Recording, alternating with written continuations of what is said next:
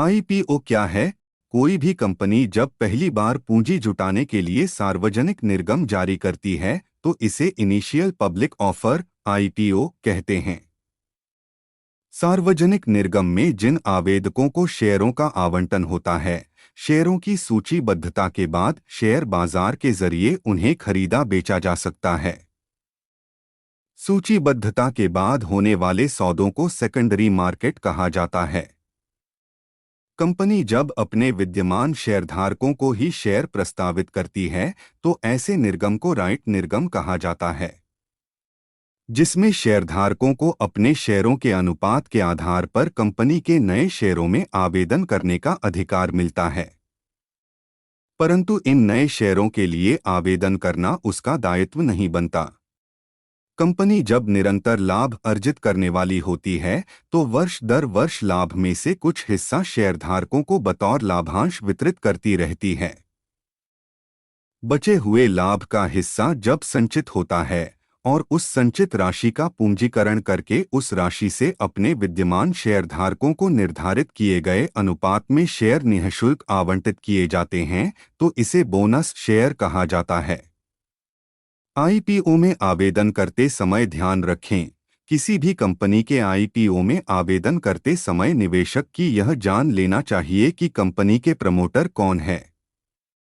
इन प्रमोटरों का पिछला रिकॉर्ड कैसा है।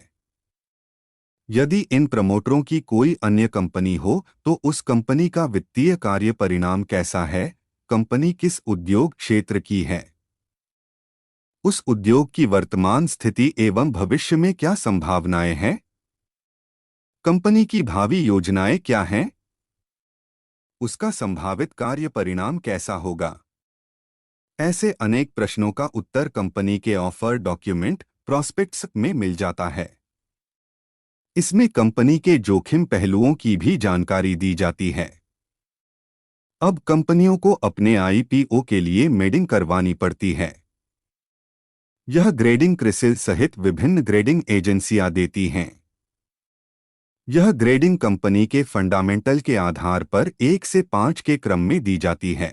इसमें पहले क्रम की कंपनी फंडामेंटल की दृष्टि से कमजोर समझी जाती है। ऐसी कंपनियों के इश्यू में आवेदन न करना ही अच्छा होता है, जबकि ग्रेड 2 साधारण, ग्रेड 3 अच्छी कंपनी होने का परिचायक है। पेड 4 एवं ग्रेड 5 की कंपनियों का फंडामेंटल मजबूत और उल्लेखनीय स्तर का परिचायक है। शेयर बाजार में पैन का मतलब। एक बात स्पष्ट रूप से समझ लेनी चाहिए कि शेयर बाजार में निवेश करने का सौदा करने या आईपीओ में आवेदन करने के लिए भी अब income tax permanent account number पुनः आवश्यक है। इसी प्रकार शेयर बाजार में कारोबार करने के लिए डीमेट अकाउंट होना भी जरूरी है। पैन कार्ड के बिना डीमेट खाता नहीं खुलवाया जा सकता। इस प्रकार अब शेयरों का सौदा पैन नंबर के बिना संभव नहीं है। इनकम टैक्स के पैन नंबर का नाम सुनकर घबराने की आवश्यकता नहीं है। कंप्यूटर के इस युग में इनकम टैक्स संबंधी पारदर्शिता बढ़ गई है, इसलिए शेयरों का सौदा करने वाले निवेशकों को इनकम टैक्स की बहुत चिंता नहीं करनी चाहिए। शेयरों पर मिलने वाले लाभांश को सरकार ने कर मुक्त रखा है, अर्थात कंपनी अपने लाभ में से शेयरधारकों को प्रतिवर्ष लाभांश के रूप में जो राशि देती है उस पर कोई टैक्स नहीं लगता। इसके अतिरिक्त शेयर बाजार में निवेश करने वाले निवेशकों को सरकार ने अन्य कई कर लाभ भी दिए हैं। शेयरधारक किसी शेयर को जब इसके खरीदने के 12 महीने के बाद बेचकर लाभ कमाता है तो इस लाभ पर लॉन्ग टर्म कैपिटल लाभ कमाया जा सकता है। इसे लॉन्ग टर्म कैपिटल गेन कहा जाता है और इस लाभ पर कोई कर नहीं लगता।